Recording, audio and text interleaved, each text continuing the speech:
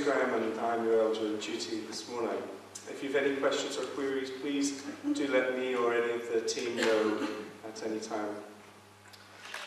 Good morning and a warm welcome to you all, and a special welcome to you if you are visiting with us today. Although the weather is somewhat chillier now than it was, despite this, it's a warm Sabbath day indoors, and it's a great opportunity for us to come together to share and fellowship in praise and worship today. In Psalm 119, verse 105, it says, "Your word is a lamp to my feet and a light for my path." May God's word light our paths this morning and guide us as we worship Him together. But before we begin in sincerity, just a number of announcements. The children's choir rehearsals will be this morning at 11:45. Please feel welcome. I'm here to share a little bit about our toddler group ministry and to ask for your help. We have a vibrant toddler group that runs here in church every Friday morning during term time. An average of 90 people are attending every week at the moment, and 90% of those are non-Adventist. We currently have a small team, and I'm here to ask. Over the past 2 years while I've been coming, we've had the chance to meet some wonderful people. We've met mums who are new to the Binfield-Bracknell community, who are looking for an area to fit in. Mums that are lonely and really value our toddler group this time. For those of you who don't know me, I've just spent the past 9 months volunteering abroad in Thailand and in Greece, and I would just really like to share some of the things that I experienced while I was there. There's so many people's stories that I could talk to you about, but one that sticks most in my mind is a story from when I was in the refugee camp in Greece working with the Afghan refugees. And while I was there, I met a family of 2 parents and their 2 sons. And at first glance, the eldest son, his name was Ismail, he seemed to me to have some kind of a learning difficulty. And the story from the other volunteers was that this son, they had an older son, and when they were back in Afghanistan, they were going, the older son and Ismail were going to the market to sell potatoes, like they do every other day. Now, unfortunately, on this particular day, the elder son stepped on a landmine and was blown to pieces. And this incident left his younger brother Ismail trapped in his mind, and he was never able to get over it. And as a result, he had numerous psychotic episodes while he was in the camp. He was afraid of everybody. He wouldn't interact with us. He wouldn't talk to the volunteers from the Adventist Help, with whom I was there volunteering with. And it was very difficult to get through to him. We tried everything to try and get him out of this, to try and help him, but with no avail. Now, his mother, when I first arrived there, she was 5 months pregnant, and as I'm a midwife, I quickly got on the case and was trying to see how she was doing. Unfortunately, her pregnancy was not going well. The baby was not growing.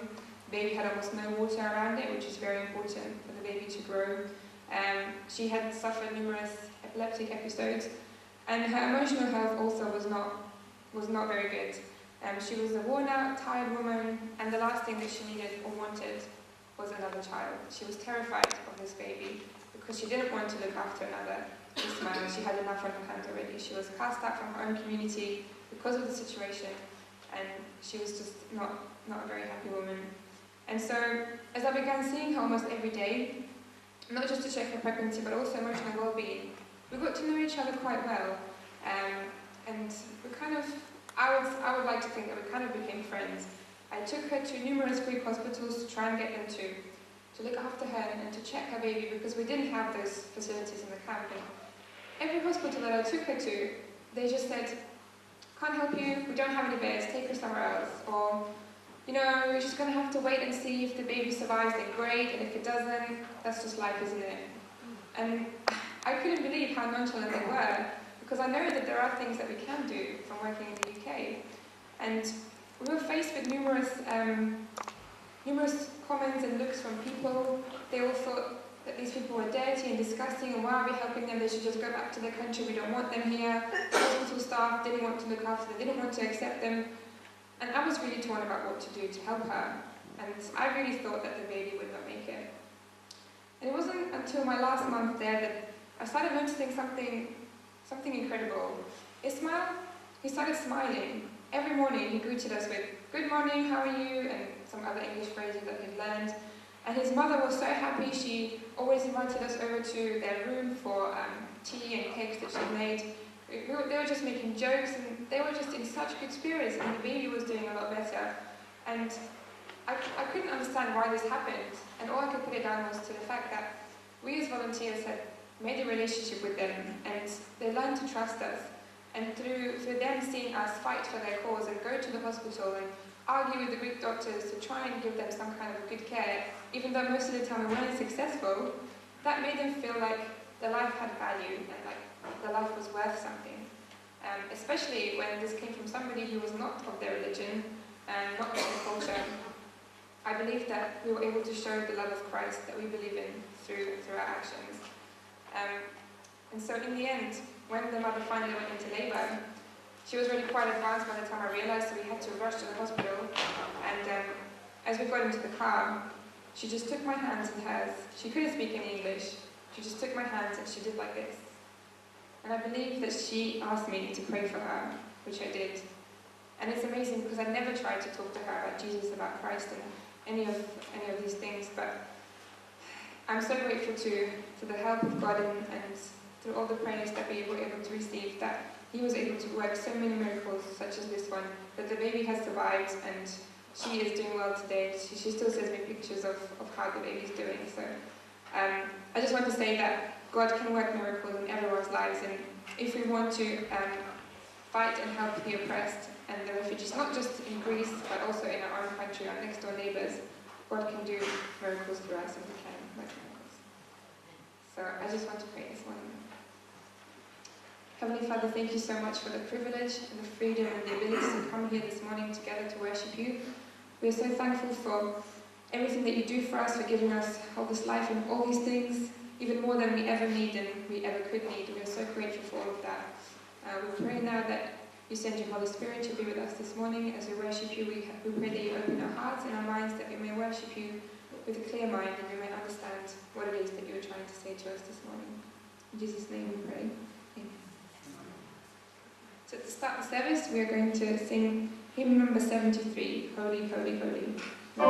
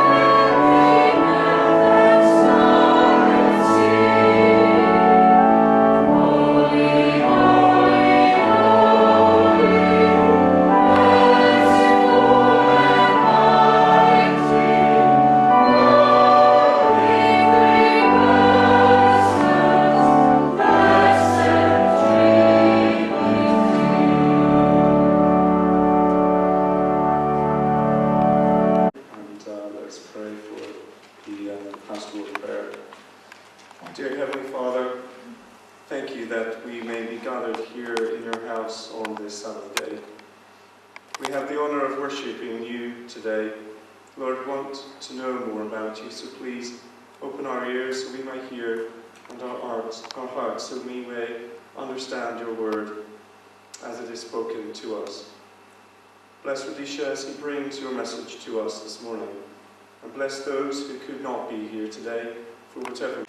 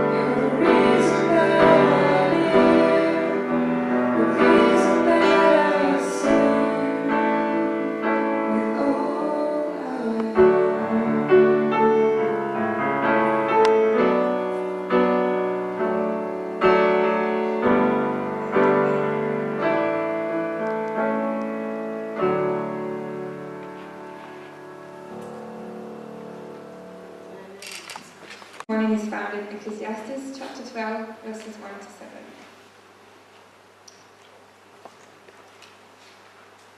Don't let the excitement of youth cause you to forget your Creator. Honor Him in your youth before you grow old and say, life is not pleasant anymore.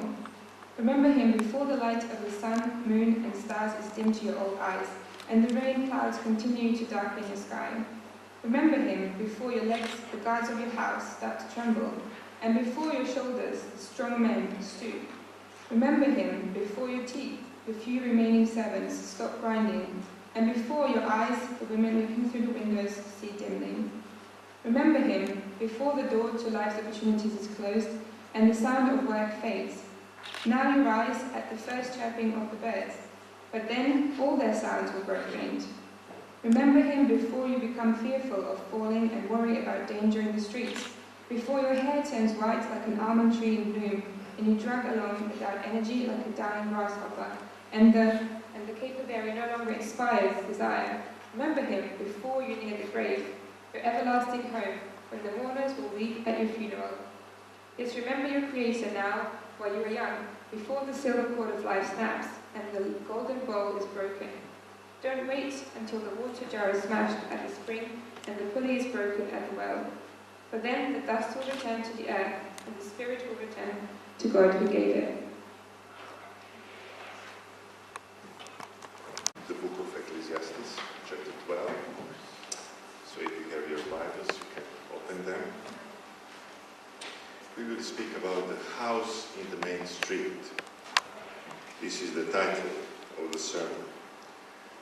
You know that all the villages and towns and cities in the world, they have main street. And in that main street, there are some houses. Some of them are probably the most beautiful houses in that city, or town, or village. Some have stood there for centuries.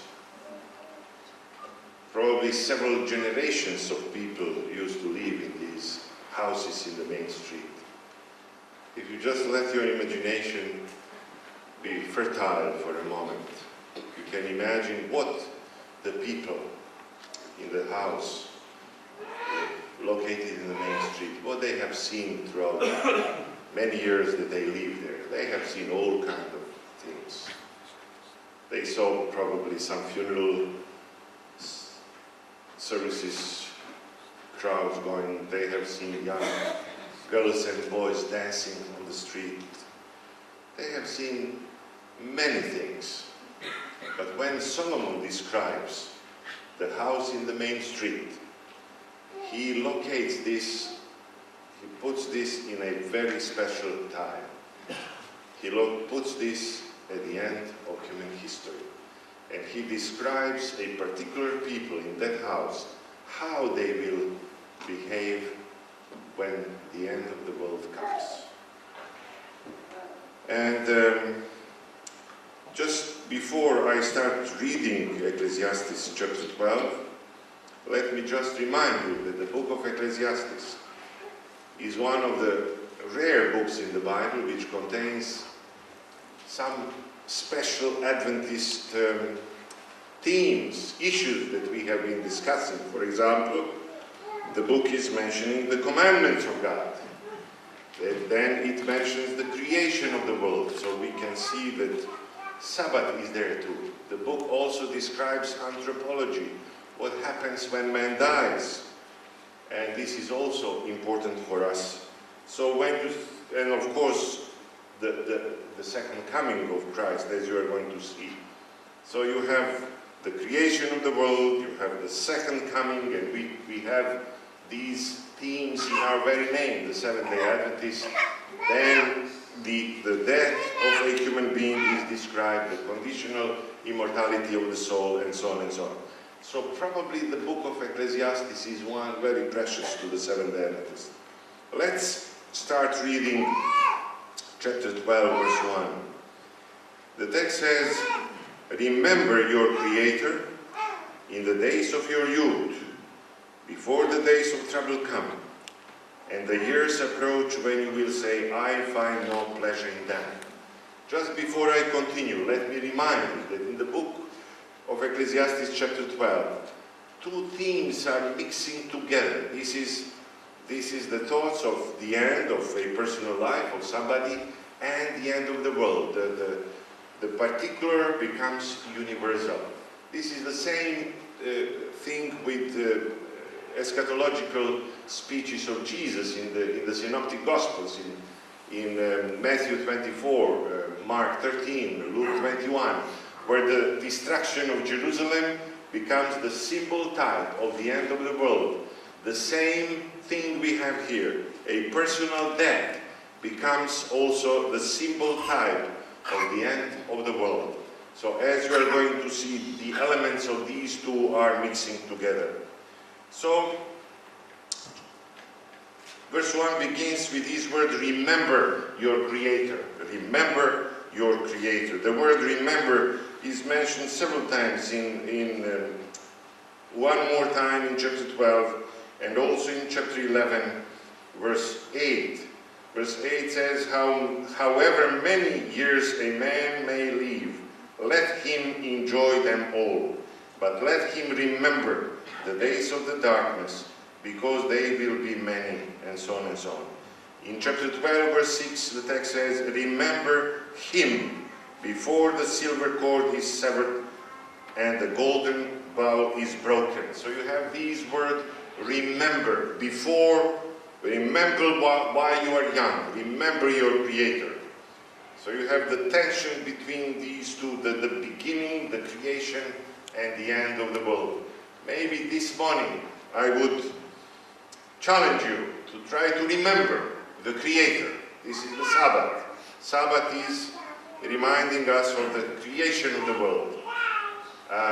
Last weekend I was at Andrews University. There was some kind of conference. There were some leading Adventist scientists, physicists, biologists, astrologists, and there were a group of theologians. So maybe 12, 13 of each of us. We discussed the theme of the natural evil. You probably know that the natural evil is the most difficult thing in theology, because we usually speak about moral evil. Whenever we say moral evil, we are speaking about a free human being which is transgressing some rules, some laws. So it is much easier to understand moral evil. But natural evil in the world, this is what is the most difficult issue in theology. Because we are talking here about earthquakes, we are talking about tsunamis, we are talking about volcanoes. So usually we say the constants in the universe, it is reminding us of God. But then what about thousands of people who died from natural disasters? So I hope that out of this conference will come the book. But one thing that we discussed, and I thought it is important to share with you this morning, when Solomon says, remember your Creator. So Solomon is linking that with the beginning. He is linking even the end of the world with the creation itself. So one thing which is constantly in my mind since we have discussed this is the genetic code, for example. You know that the genetic code in every human being is found in the nucleus, in DNA molecules in the nucleus. If we have, let's say, an average human being has 100,000 billion cells. In each of these 100 billion cells, there are DNA molecules, and in them there is a genetic code, 4-letter genetic code. And all right, this is something that maybe not, we knew something about that. Darwin, when he wrote his book, he didn't know anything about that. He didn't know anything about the complexities of human cell. But what we know today is that the genetic code is the same with bacteria, plants, animals, and human beings. The question, this is one of the major questions for evolutionists. If the genetic code at the level of bacteria,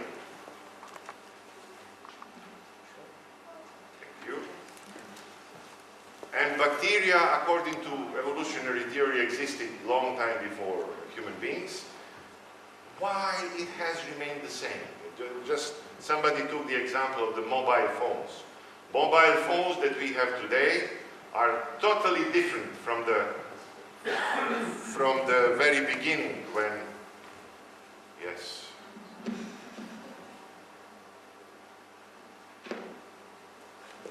Test, I hope it works. Does it work now? Oh, yeah. No, it's not working.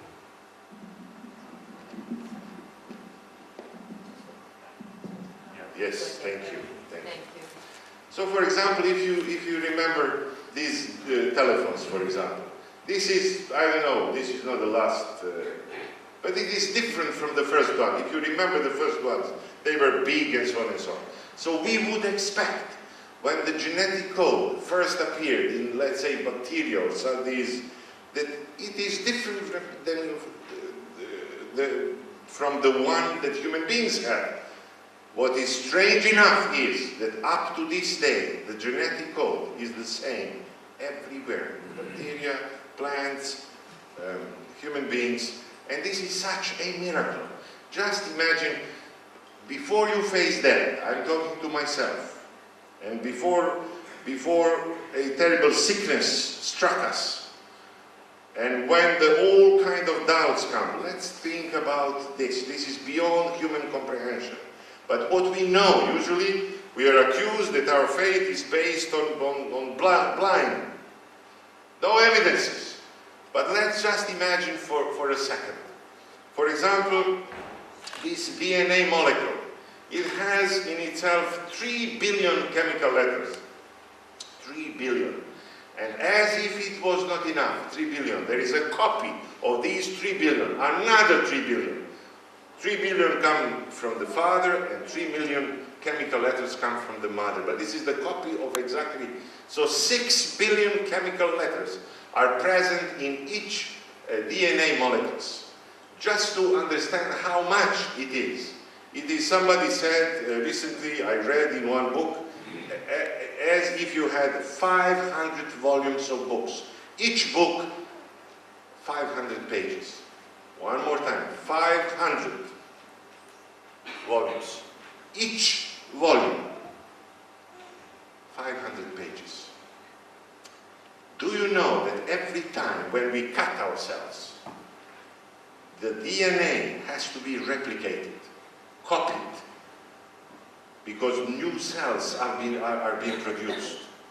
So in the DNA molecules, there are 3D copiers, if you want, which make copies, hundreds of them. They copy to RNA, and then it goes outside of the nucleus to ribosomes, which are found outside of the nucleus. If you look at these details, this is beyond human comprehension.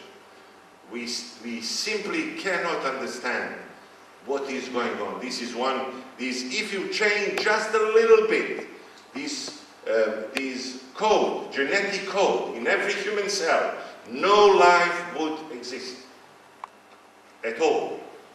So this morning, we all are faced with all kinds of problems and troubles. Solomon is inviting us, whenever we come to we are facing illnesses, difficult, even death, or the end of just remember your Creator while you are young, before the days of trouble come. So I think I think Solomon is constantly linking the end of our life or the end of the world with the creation itself.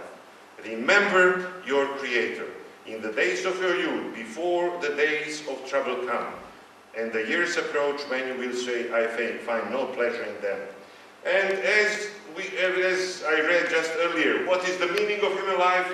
According to Solomon, it is to be enjoyed. Because he says, however many years a man may live, let him enjoy them all. I come from the Orthodox background, from the Orthodox world.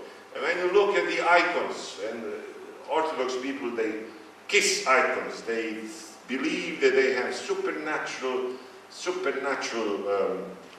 powers. So if you look at these icons, no person on these icons is smiling. I've never seen a smiling people. All these people are very serious. They have long beard or some. And if you look at the Orthodox bishops today, they wear dark suits, very serious people. I had the privilege to mix with them for many years. So this is the ecclesiastical perception of what religion is all about. But Solomon says, enjoy each day of your life. Life is a miracle. Enjoy life.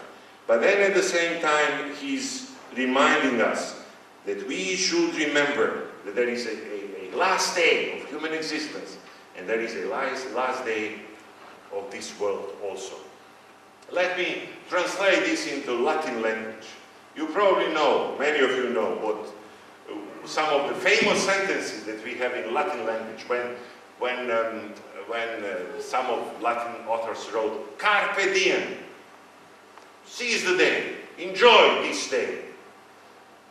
Yes, or academic hymn. I think we are not singing in here, but I think at most European universities they are singing, "Gaudeamus igitur, juvenes dum sumus." Here is the knowledge. So enjoy the life while you are young.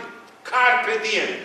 Enjoy the life every day. It is the gift from God. But there is another Latin saying, which is, I mention this because this is exactly what Solomon says here. And this is, it says, memento mori. Memento mori.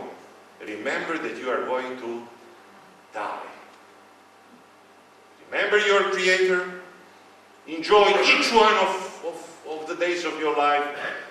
But remember that there is the last day of your life and there is the last day of human history.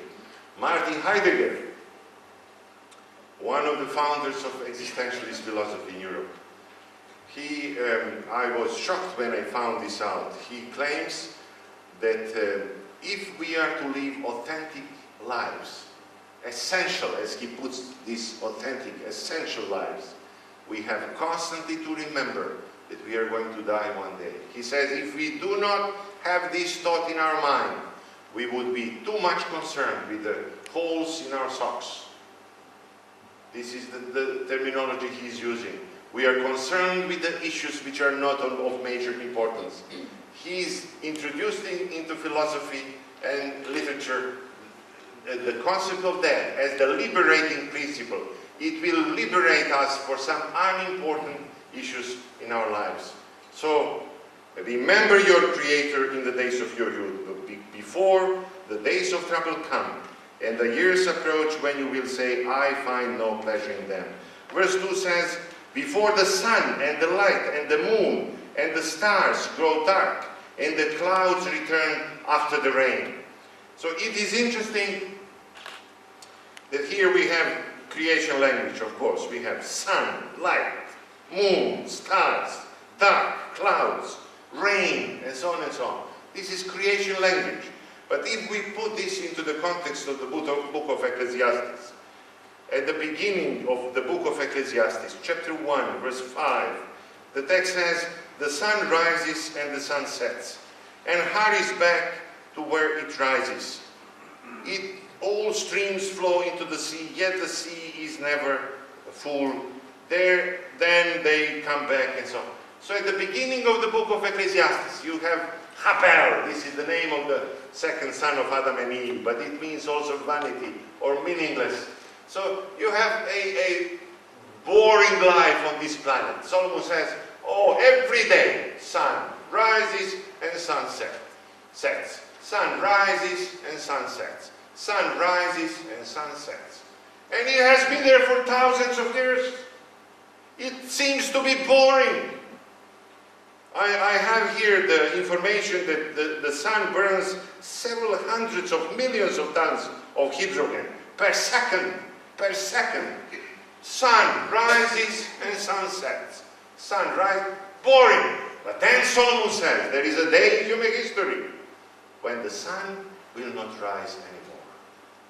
The sun will grow dark, and the moon will grow dark, and the stars will grow dark. So this is a special day in human history. As you're going to see, this is not only the language of Solomon here in Ecclesiastes. In the book of Joel, we have exactly the same terminology. Jesus, in his eschatological talks, he has exactly the same language. There is a day in human history when the sun will grow dark. And on that day, when the sun will grow dark, how people will behave in the house in the main street.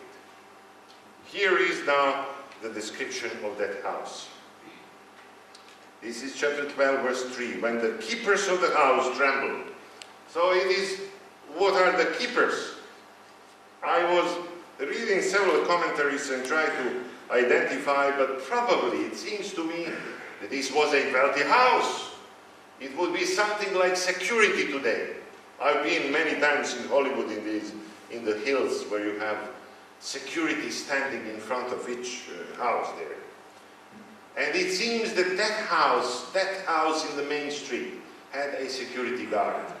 They are supposed to be always vigilant, strong, and protect those who dwell in the house. But on that day, when the sun will grow dark, there will be something will change in that house in the main street. Because the text says the keepers of the house will tremble. They are not supposed to tremble. They are supposed always to be courageous. But then the text, Solomon says, when. This word when is used at least 6 times. So it points forward to a special time in human history. When the keepers of the house tremble. And then the next sentence says, and the strong man stoop. Strong man, who are the strong men? I don't know who are, but probably the father of the house, always in the house. When the trouble comes, there should be somebody who would stand and say, this is what we are going to do. They should never stoop. But when the sun will grow dark, on that particular day, when it will happen, Solomon, in describing that, what's going on within that house in the main street, he says that even those strong men, they will stoop. And the keepers of the house will tremble. What else will happen? The next one is when the grinders cease, because they are few. And of course, grinders were very important in ancient times. Today we go to the bakery and we buy our bread. But bread was very important and very precious in the Middle East culture. But in order to have flour and bread, you have to have grinders. But here Solomon says, even on that day, when the sun will grow dark, the grinders will cease, because they are few. I don't know exactly what does it mean because they are few, but it seems that they will stop. I was, when I visited Pompeii in Italy, you know, when volcano covered the whole city, I've seen the last bread, which was baked in the oven. This is approximately the same description here. There is a day in human history when the sun will grow dark, when the last bread will be baked, and the grinders will stop doing this. And then the next sentence says, and those looking through the windows grow dim. There are always older people sitting beside the window, and they look who is passing, what is going on in the main street. But on that day there will be darkness, it seems. So those looking through the windows will grow dim. And then verse 4 says, when the doors to the street are closed. Many commentators believe that this sentence means that the business will stop. The main street is always like city in London. This is the street where people are selling and buying.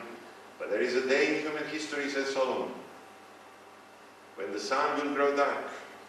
Even the business will stop, because the text says the doors to the street are closed.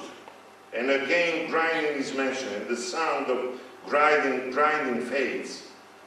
And then the next one says, when men rise up at the sound of birds. Probably, commentators believe, like in Hitchcock's movies, these are the birds of prey. You can imagine now that house in the main street. You have people trembling, some strong people are lost their courage. Then there is no light anymore, and then these birds are flying through the just description of the horror of that day. And then verse 5 says, when men are afraid of heights and of the dangers in the streets. Yes, there is fear on that day. And then the next one is interesting, when the almond tree blossoms. I could not understand why Solomon is mentioning here almond tree, but I found in the book of Jeremiah, and in chapter 1 verse 11, that almond was the first tree to blossom in the spring. Maybe in the midst of all this gloom, in the midst of all this fear, there is hope, hope. Maybe he's making allusion to the blossoming of the almond tree. And then the next two sentences, and the grasshopper drags himself along, and desire no longer is stirred. I think most commentators believe that here is an allusion to the sexual desire. On that day, when the grows dark, and the moon and the stars lose their light, even the sexual desire will be there no more. And then the next sentence says, then man goes to his eternal home, and mourners go about the streets. So these are the streets full of mourners.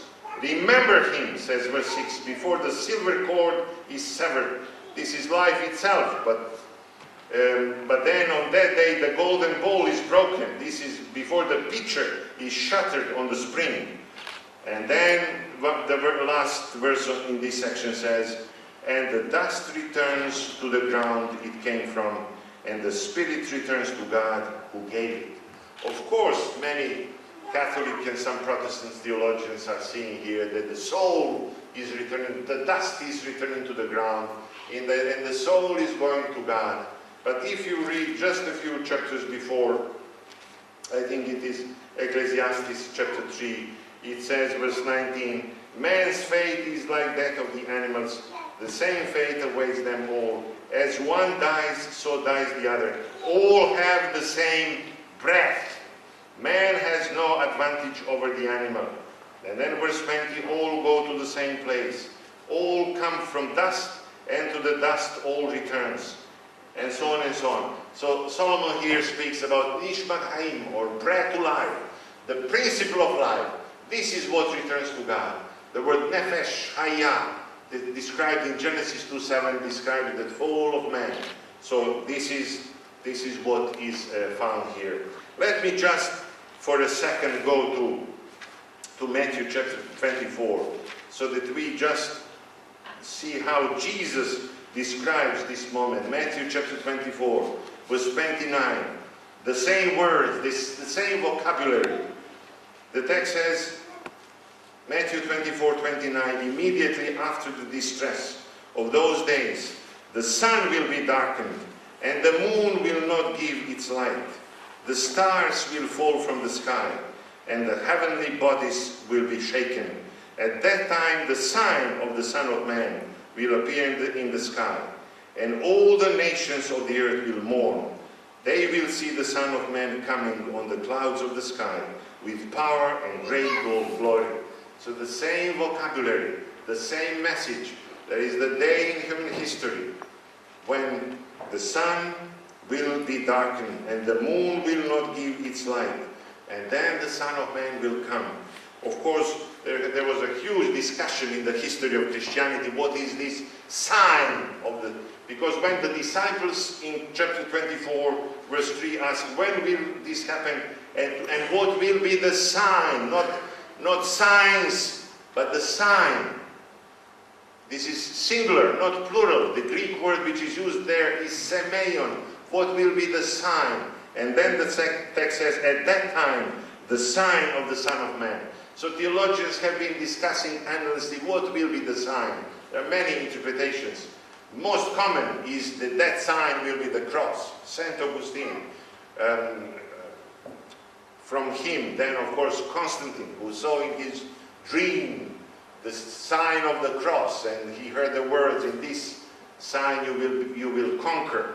And then many Protestants, even today, they believe that the sign of the coming of the Son of Man will be the cross. We do not believe this as Adventists. We believe, because of Daniel chapter 7, that this will be the cloud, or the clouds on which Jesus will come. And of course we believe that there are three groups of signs in Matthew chapter 4. There are false signs, and Jesus is mentioning them. There are the signs of the nearness of the coming of the Lord. When Jesus says there will be wars or famines, but this is still not the end. These are the signs of the nearness of the coming of the Lord. But there is just one sign. And this is, we believe, cloud or clouds. Listen what Ellen White says. She says, soon our eyes were drawn to the east, for a small black cloud had appeared, about half as large as the man's hand, which we all knew was the sign of the Son of Man. We all in solemn silence gazed on the cloud as it drew nearer and became lighter and still more glorious, till it was a great white cloud. This cloud, when it first appeared, was the sign of the Son of Man in heaven. So this is exactly the same vocabulary, the same language like in the book of Ecclesiastes. Since the time is, I have to finish, let me tell you how Solomon finishes. He describes, is this all gloom, pessimism, no hope? The sun will lose its light and the moon will darken and the stars. No, it is not all dark. It is interesting how Solomon ends his book of Ecclesiastes. Solomon begins with the words, and many of you here are theologians, you will understand this. He says in Hebrew, Hakol Ha'adam. Hakol Habel. Everything is a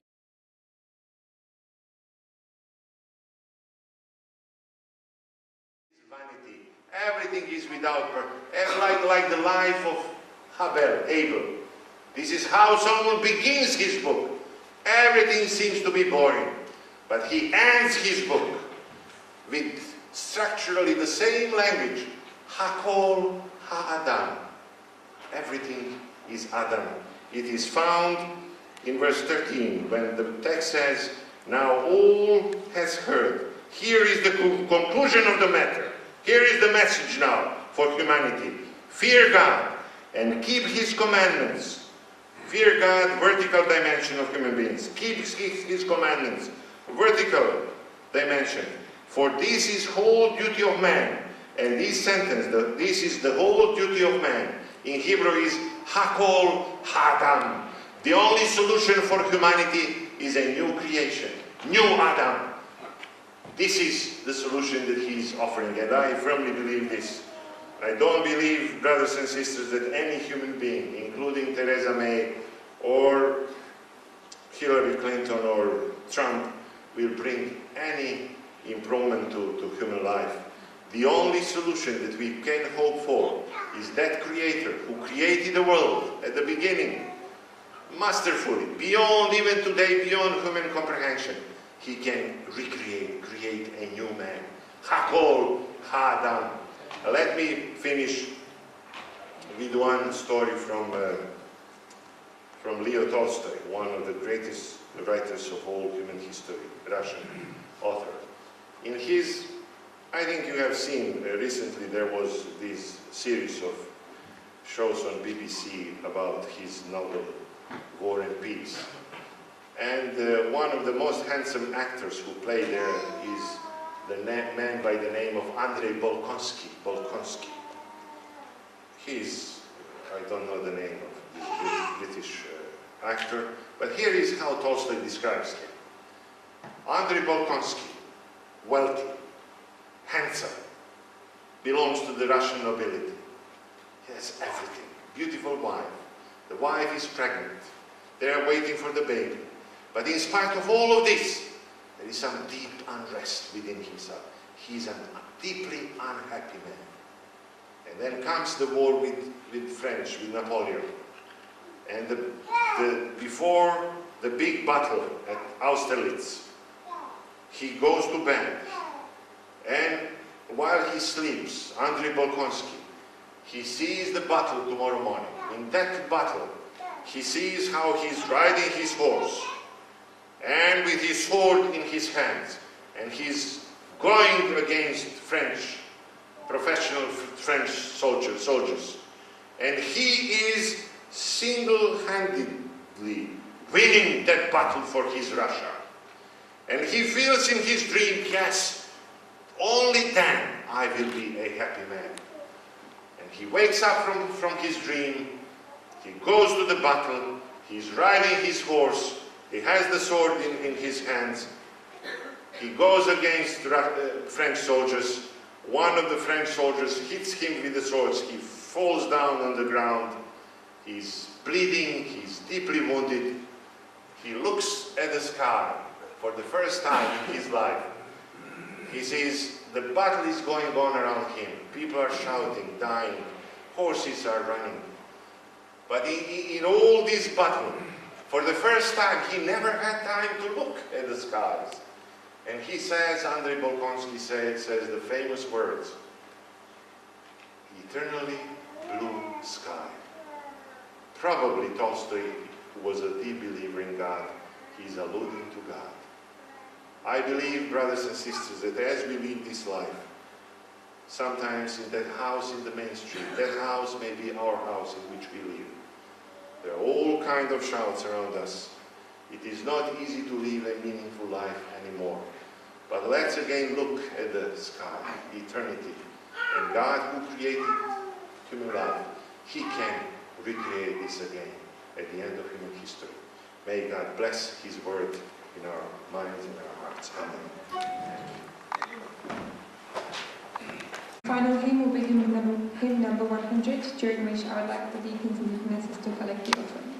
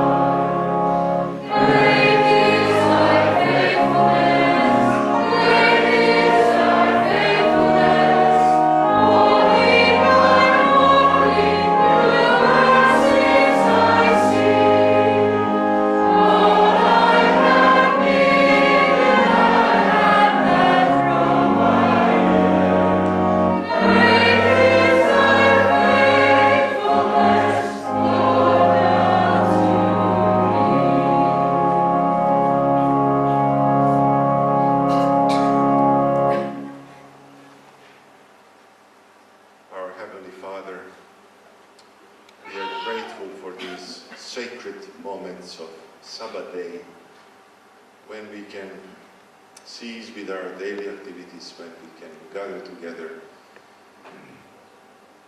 in this house of prayer and think about eternity. Lord, as we see unrest and turmoil and death and catastrophes and tragedies all around us, give us strength to look one more time towards eternity, towards heaven, towards you.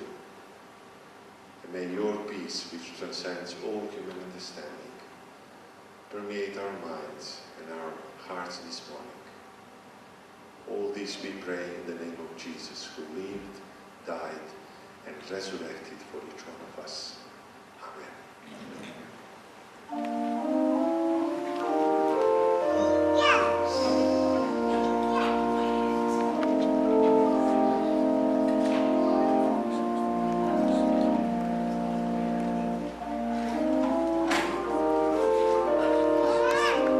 $129. 5 to 9.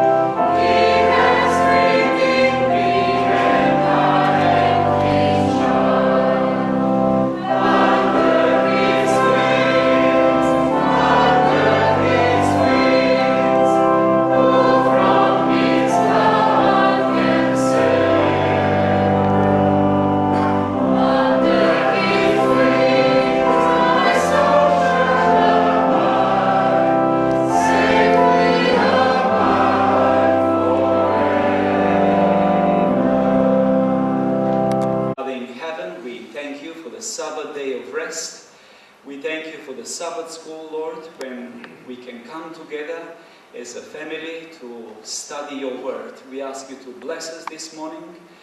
Be with all of us as we engage in a little while in our Bible discussions. We pray this in Jesus' name. Amen. Amen. Please be seated.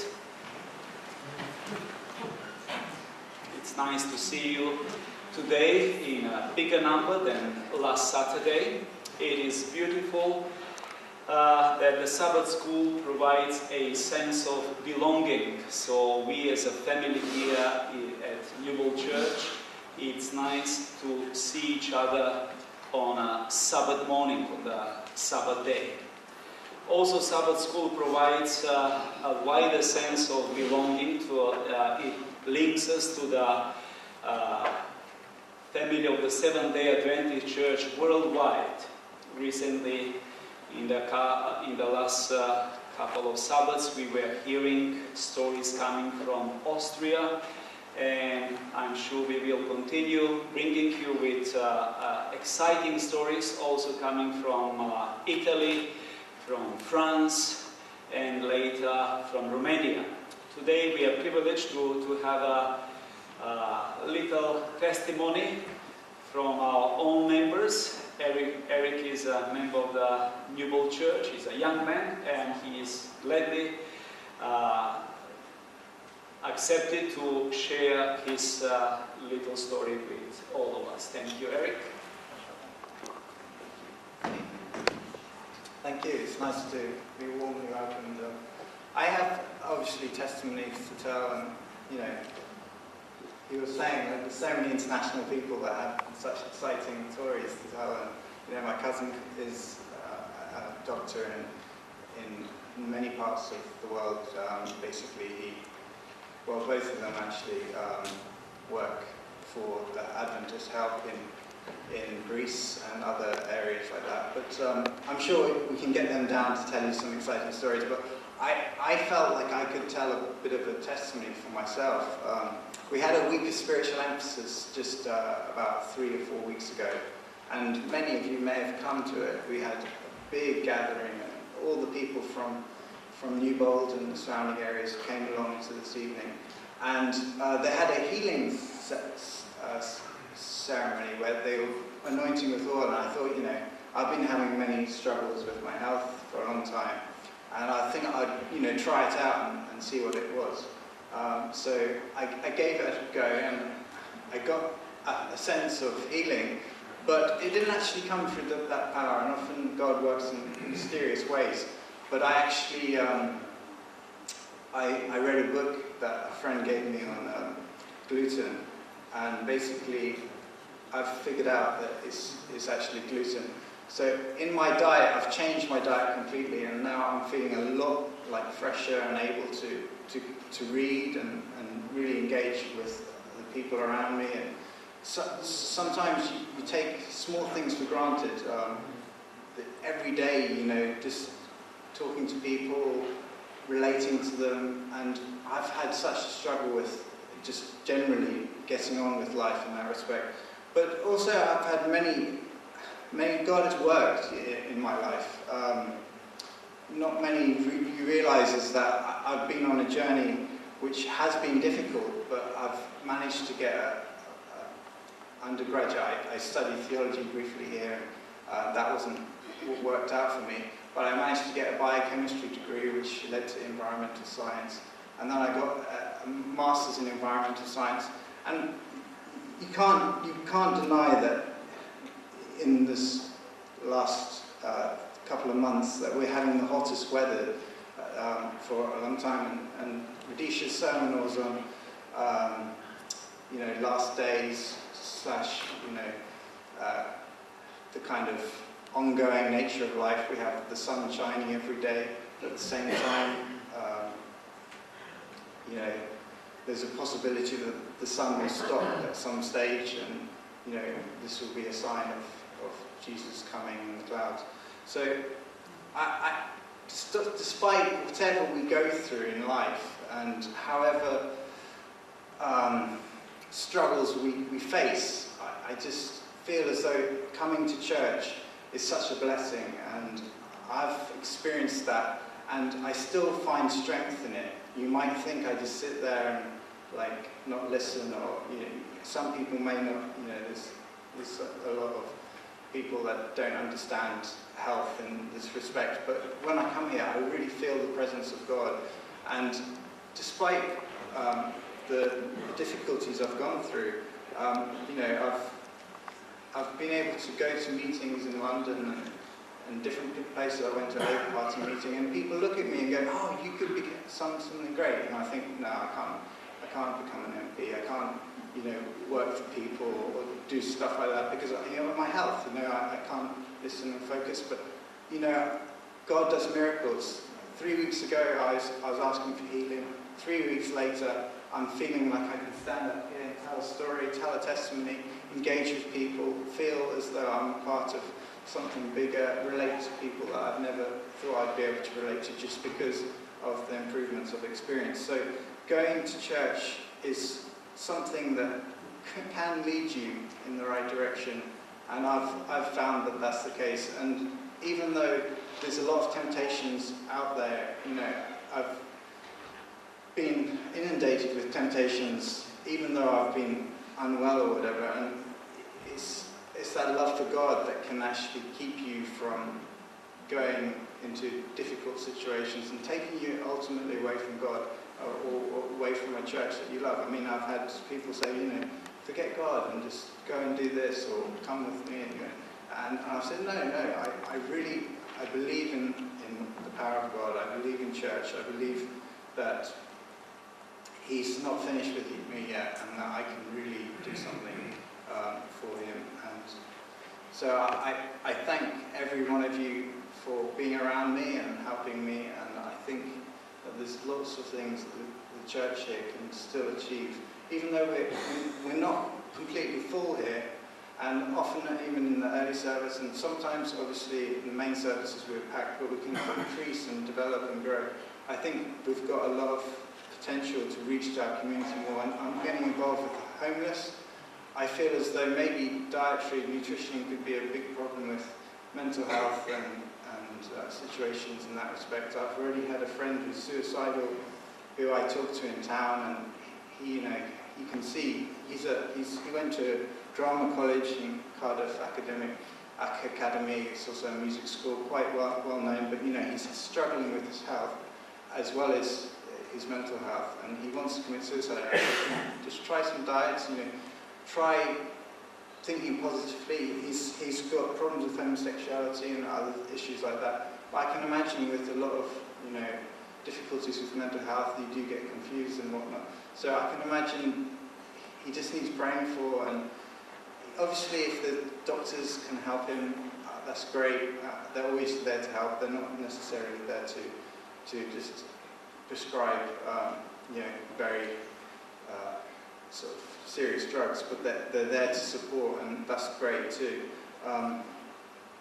But yeah, so pray for him, and there's other people I've met along my journey in really strange places. Like I've been helping a drug addict in town. He's been taking drugs, and he goes out begging for money, and basically I told him, to try and feel better about himself. It's not drugs. It's not begging. It's sales. He's trying to get money to live or whatnot, and just try and encourage him, to think more positively about himself. But he's in a difficult situation. He doesn't look after himself. He's down and out, and even if he was to get better, I don't know what sort of job he can get. It's kind of a sad situation, but I brought him to church once.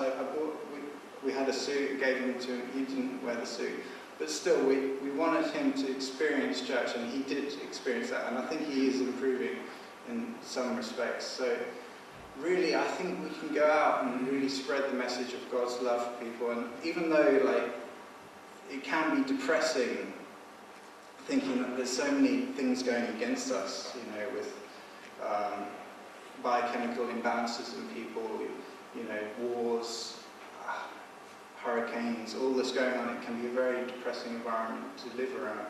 But God's love is there. He's given us sound mind, as Paul said, dependence on him. When we're asked for the reason of our faith, we can actually respond and say, we have faith in Jesus, because look at his way he dealt with people, look at how he interacted with sinners, how he related to people. That's the God we love and respect.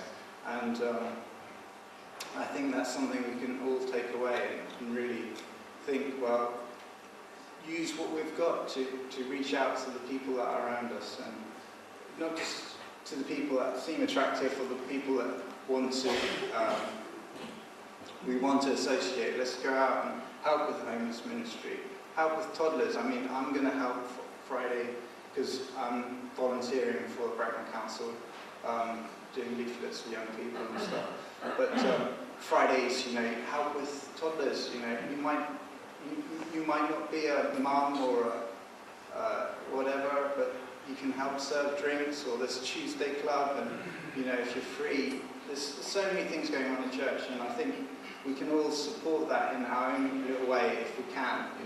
There's so much going on. So I've appreciated this church, and I really think this church is a place where things are happening, and they will continue to happen. And I think we should get ready for things to come and be strong, in some senses. So I thank you for this time. Yeah, I could go on, obviously. Thank you, Eric. Eric comes from Pilmer's family, and his granddad sits over there. We see Eric every Saturday in the church, and praise to God for his personal testimony. We've heard today that he shared some of his struggles linked to his health, and we are here to pray for each other. So let us remember each other in our personal prayers. Now it's time for us to separate into our Bible